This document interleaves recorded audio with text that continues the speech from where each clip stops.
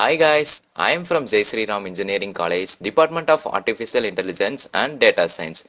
In this video, we are going to understand how process creation works in C using the wait system call.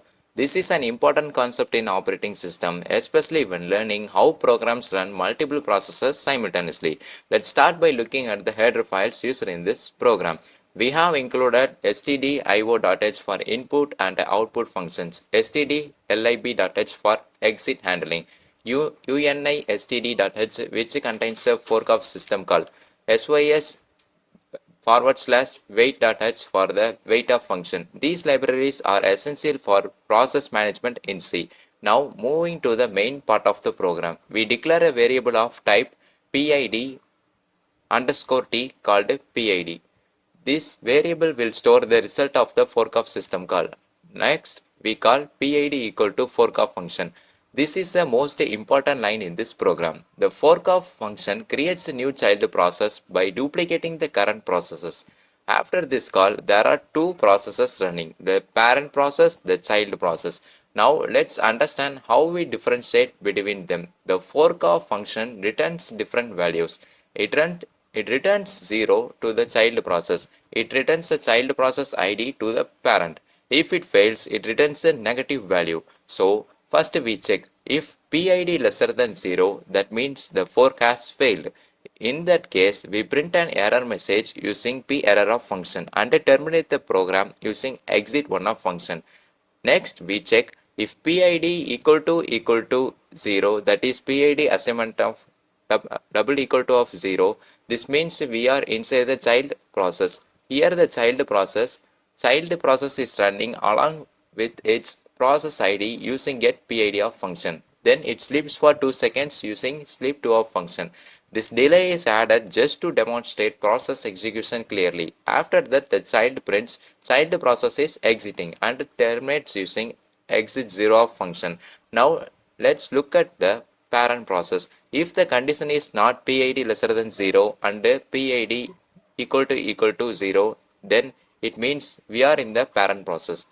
In the parent process, we use wait null of function. This is very important. The wait of function makes a parent process pause execution until the child process finishes. This ensures proper synchronization between parent and child. After the child process completes, the parent resumes execution and prints. Parent process resumes after child exit along with its process ID. Let's see how to run this program. Just type gcc filename dot c hyphen o. Next type the file name. Here we type the file name as wait. Next type dot /wait. That is the file name. Just choose the directory you want to execute. Here you can see the child process is running and the parent process is also running. Hence we finished the wait system call. Next we see close system call.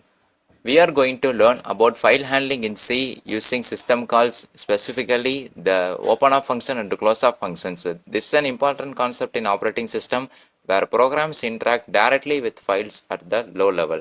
Let's begin with the header files used in this program. We have studio.h for input and output functions like printf function. Next, we have fcntl.h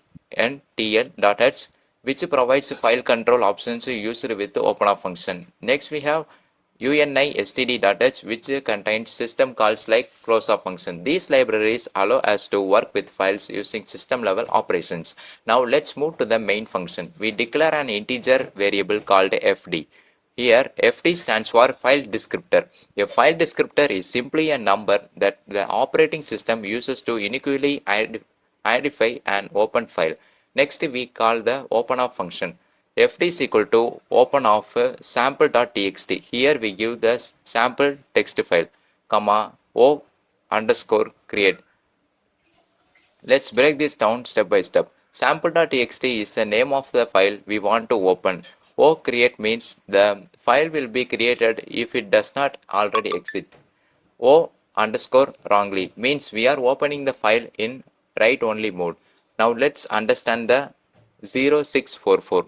This represents file permission in octal format. The owner gets read and write permissions. The group gets read permission. Other also get read permission. So this ensures controlled access to the file. After calling opener function, we check if ft lesser than 0, this means the file opened has failed. In that case, we print an error message using p_error function and return 1 to indicate failure. If we if the file opens successfully, the operating system assigns a file descriptor number. Then we print a file opened successfully with the file descriptor followed by the descriptor value. Next, we move to the closing the file. We use the close of fdr function. This releases the file descriptor and frees the system resources. We check if close of function returns 0. If it does not, it means the file has been closed successfully. So print file closed successfully. If closing fails, we print an error message using p_error function.